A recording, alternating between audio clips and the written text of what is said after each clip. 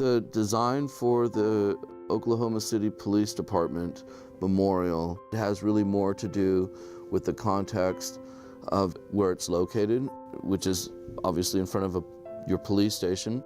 One of the objectives was to incorporate the existing granite memorial where all the names were on, and there's some text on another one. And so that was very much part of the program, that those blocks of granite would be used. There are three main components. One is the concrete work, which creates something of a base. It creates a platform for the granite. It creates a place to lay flowers. It creates a place to sit.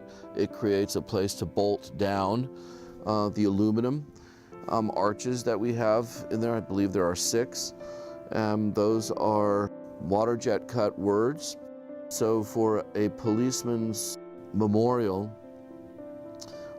I felt that keywords were essential to be a part of this installation. Which 6 keywords would resonate the most with law enforcement, and that's how I came up with that.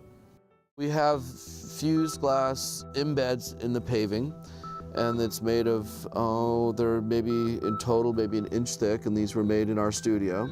And this is called fused glass. It was a technology that only in the past 10 years has made itself available. Before, you could not take 2 different colors of glass, for example, and melt them together because they had different coefficients of expansion, so they would break. So now they're all compatible, and they are, as I say, embedded in the pavement. The bottom layer is called dichroic glass, and dichroic glass is a super high-tech, very, very expensive. It was developed for NASA originally to filter light. It's highly reflective, and it creates the illusion that it's actually artificially lit. And even in no direct sunlight, even in the evening with ambient light from the adjacent street lamps, it shows its color. So it's very luminous. I would describe it in that way. The purpose creatively why it's there is there to reinforce this idea of procession when we have our annual formal memorial. So when in formal uniform with the fallen's nearest relative that's being walked to the memorial to lay the flowers and come back, these 2 lines reinforces the idea of procession. I believe public art is important the same reason good urban planning is important, the same reason beautiful architecture is important.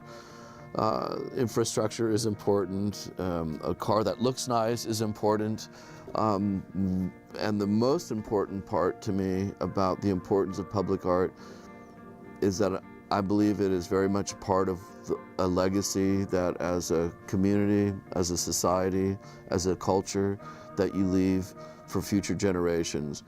And it is the sign that says, we were here, this is what we believe, this is what we did. We hope that you will cherish this and want to restore it and not tear it down.